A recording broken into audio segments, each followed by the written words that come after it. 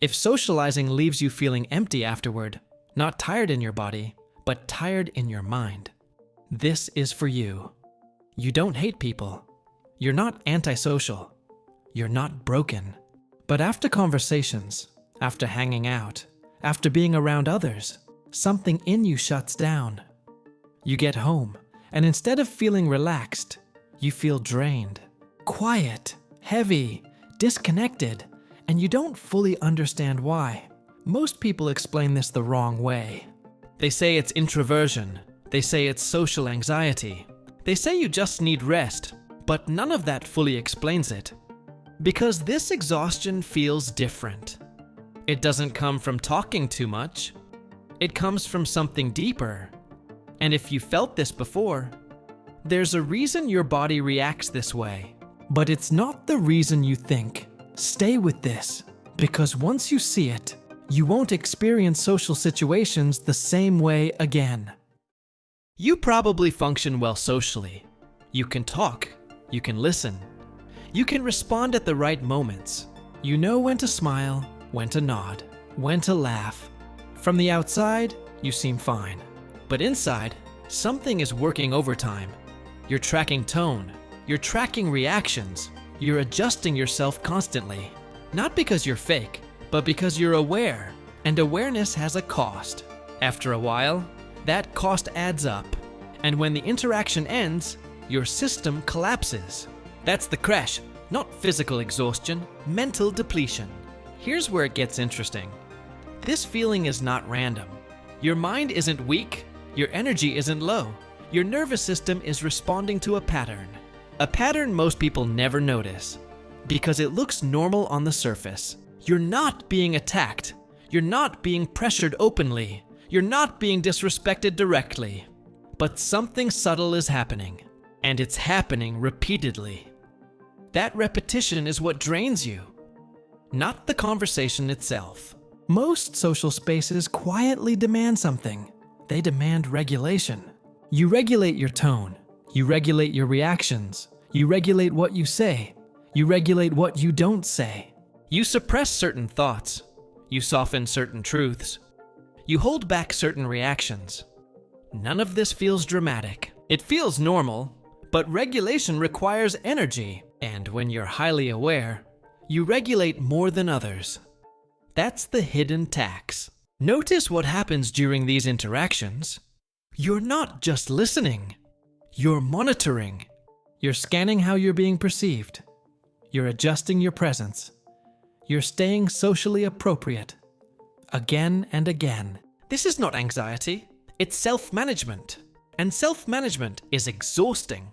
If you've ever wondered why being alone feels restorative, this is why. Alone, there is no regulation, no adjustment, no monitoring, no performance. Your system finally rests. Not because you hate people, but because you stop managing yourself. Here's the part most people misunderstand. This exhaustion is not about energy levels. It's about boundaries, invisible ones. When your boundaries are flexible, you spend energy protecting them. When your boundaries are unclear, you spend energy defending them internally. And when your boundaries are crossed subtly, you don't react, you absorb. Absorption is draining. Think about how often you leave a conversation replaying it. What you said, what you didn't say, what you should have said. That replay is not overthinking. It's unresolved regulation. Your system never closed the loop, so it keeps running. If you're still watching, there's a good chance this pattern feels familiar. And there's a reason. People who feel socially drained are often highly attuned. Not fragile, attuned. They sense shifts, subtext, unspoken expectations. That sensitivity helps them connect, but it also costs them. Over time, this cost accumulates. You start avoiding social situations, not because you dislike them, but because you can't afford the aftermath. You don't dread the event. You dread the recovery, the emptiness, the fog, the shutdown. Here's where the stakes rise. Chronic social exhaustion doesn't just affect your mood, it affects your identity. You begin to see yourself as someone who can't handle people. You label yourself incorrectly. That label shrinks your world. Slowly. You may start declining invitations, keeping interactions short, staying on the edge of groups. Not because you want distance, but because you want relief. And over time, that relief turns into isolation. Unintended, but real. Now let's connect the dots. The real reason socializing drains you is not the people. It's the constant self-regulation required to remain acceptable,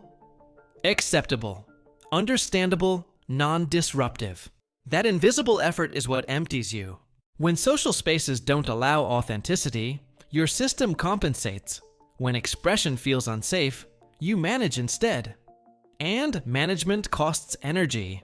This is why some people feel energized after socializing, and others feel depleted. It's not personality. It's how much regulation is required to belong. Once you see this, the exhaustion stops feeling mysterious.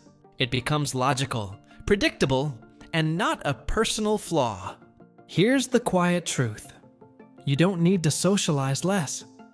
You need to regulate less. But that realization comes later.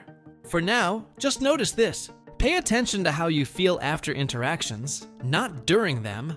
That after state tells the truth. Because the cost of connection isn't always obvious. Sometimes it shows up later, as emptiness, as fatigue, as silence. And once you understand why, you stop blaming yourself for needing space. You start listening to what your system has been telling you all along. Most people don't feel drained because they're weak. They feel drained because they've been carrying more than they realize. Quietly, repeatedly, without permission to stop. And that changes how you see social exhaustion, not as a problem to fix, but as a signal to understand.